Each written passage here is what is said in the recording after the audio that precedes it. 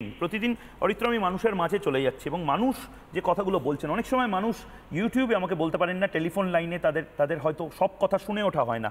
আমি প্রতিদিন কোনো না কোনো পাড়ায়, কোনো না কোনো রাজপথে, হাইওয়ে হোক বা গলিতে পৌঁছে যাচ্ছি এবং আজ আমি পৌঁছে গেছিলাম বিবাদী বাগে, ডালহাউজি যেটাকে বলা হয় অফিস পাড়া, সেখানে আমি পৌঁছে গেছিলাম দুপুরবেলা এবং তাদেরকে জিজ্ঞেস করেছিলাম এই শেখ শাহজাহানদের নিয়ে কি করা যায় এবং শেখ শাহজাহানদের কাছে যে ধন আছে টুনির ঘরে বা আমাদের ঘরে সে ধন নাই কেন, সেটা বাংলার মানুষ কি জবাব দিলেন একবার দেখে নি।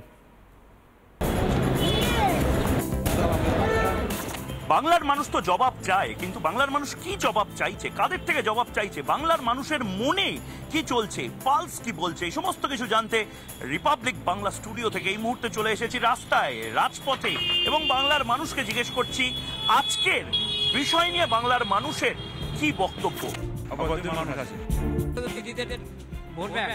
শেখ শাহজাহানের নাম শুনেছো? জানি জানি। কে?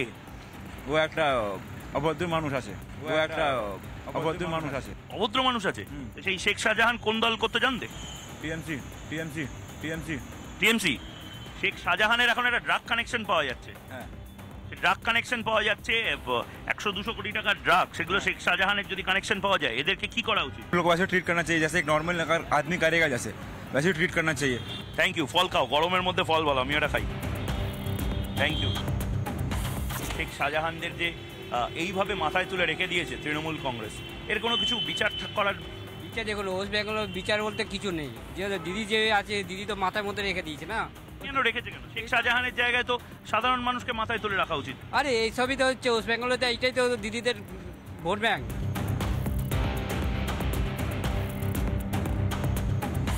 আপনার পকেটে অত টাকা আসছে? আমার পকেটে তো আসছে না। না, আমাদের পকেটে কী করে আসবে? আপনার পকেটে না হলে আমার পকেটে তো আসবে না। তাহলে শেখ শাহজাহানদের পকেটে এত টাকা আসছে কি করে? সে আসছে কোনো রকম কারণ আছে ওদের। কি কারণ? ওটারই তো জবাব বাংলার মানুষ চায়। নেতাদের বলা মুশকিল এখন। শেখ শাহজাহানও নেতা? হ্যাঁ, নেতা তো এখন তো সবই নেতা। এরাই নেতা? এরাই নেতা। সর্বনাশ করেছে। তাহলে নেতাদের নেতা, হ্যাঁ, মস্তানরা এখন নেতা। মস্তানরা এখন নেতা? ভয়ঙ্কর ব্যাপার। মস্তানরা এখন নেতা সাধারণ মানুষের। মস্তানরা কি নেতা এখন? মস্তানরা নেতা আমরা বুঝি শুনি না, এই জীবনে প্রথম শুনলাম। এই যে শেখ শাহজাহানের নাম শুনেছেন? কি করে ও? তো দালালি করে। হ্যাঁ, দালালি করে। তা কার মাথায় কার হাত আছে এত দালালি? রাজ্যের আমাদের মন্ত্রী। ওর সাথে এখন ড্রাগের কানেকশনে একটা যোগ পাওয়া যাচ্ছে। বলতে পারে সন্দেশকালীর কেসটা শুনেছি, দেখেছি। তো এদেরকে কি করা উচিত? ফাঁসি বলে দিয়েছে তো, ফাঁসি। এই যে নেতা মন্ত্রীরা এই যে এত দুর্নীতির টাকা চারদিকে রয়েছে আর এদিকে আমাদের বাংলায় নাকি টাকা নেই, কি বলবেন? কিছু বলার নেই, দেখতে পাচ্ছি, আপনারাও দেখছেন আমরাও দেখছি, কি আর বলবো। শেখ শাহজাহান তার এখন আবার ড্রাগ কানেকশন পাওয়া যাচ্ছে, কি বলবেন? ভালো, এগুলো ভালো জিনিস, খুব ভালো। কোনো শাস্তি হবে না? দেখা যাক সরকার কি করে, সেটা দেখবে, সরকার দেখবে। রাজ্য সরকার কিছু বলবেন না? কি বলার আছে? কে কি রাগ, ফ্রাস্ট্রেশন কেন এরকম ভাবে বলছেন? আপনিও মানুষ, আমিও সাধারণ মানুষ, আপনিও বুঝছেন আমিও বুঝছি। আমাদের কিছুই করার নেই। কি করবো আমরা? ভোট দেবো আমরা। বেশ, ভোট দেবেন। ভোট দেওয়া ছাড়া বোধহয় কিছু করার নেই, এইটাই বাংলার একাধিক মানুষ বলছেন। এবং তার পাশাপাশি শেখ শাহজাহানদেরকে কি শাস্তি দেওয়া যায় এবং এই শেখ শাহজাহানদের এতদিন ধরে তৃণমূল কংগ্রেস কেন শাস্তি দেয়নি, তার জবাব আজ বাংলার মানুষ আবার চাইবে স্টুডিওতে। আমি আবার তোমার কাছে যাচ্ছি। ভোট দেওয়া ছাড়া আমাদের কাছে আর বোধহয় কোনো অপশন নেই। মানে আমরা এতটাই অসহায়, সব দেখবো, সব জানাবো, শিরা ফুলিয়ে চিৎকার করবো, কিন্তু অপশন আর কিছু বোধহয় নেই, রেখে দেয়নি পলিটিশিয়ানরা। না, নেই তো। এখানে তো গণতন্ত্র ব্যাপারটাই একটা মানে সাজানো নাটক টাইপের হয়ে গেছে। মানে কীরকম, আপনি ভোট দেবেন কিছু লোককে এবং তারা প্রত্যেকেই রংচং মেখে এসে মিথ্যে কথা বলবে, আপনি ভোট দিয়ে তাকে জিতিয়ে দিলেন, ভালো কথা। জেতানোর পরে আপনি কার কাছে যাবেন? আপনি রেমিডির জন্য পুলিশের কাছে যাবেন। সেই পুলিশ মেরুদণ্ড বিক্রি করে সরকারের দলদাসে পরিণত হয়েছে। ফলে পুলিশ রাজনৈতিক নেতা নেত্রীদের কথায়, শাসক দলের কথায় কাজ করবে। ফলে অবভিয়াসলি আপনি রেমেডি পাবেন না। ফলে আমরা যে গণতান্ত্রিক সিস্টেমের মধ্যে লাস্টের যে মানুষটি বললেন, একদম ঠিকই বলেছেন যে আমরা করবোটা কি? আমরা ভোট দেব, ভোট আসে, ভোট যায়, আমাদের কোনো মানে সুরাহা হয় না, মানুষের কথা কেউ শোনেও না, শোনার প্রয়োজন বোধ করে না।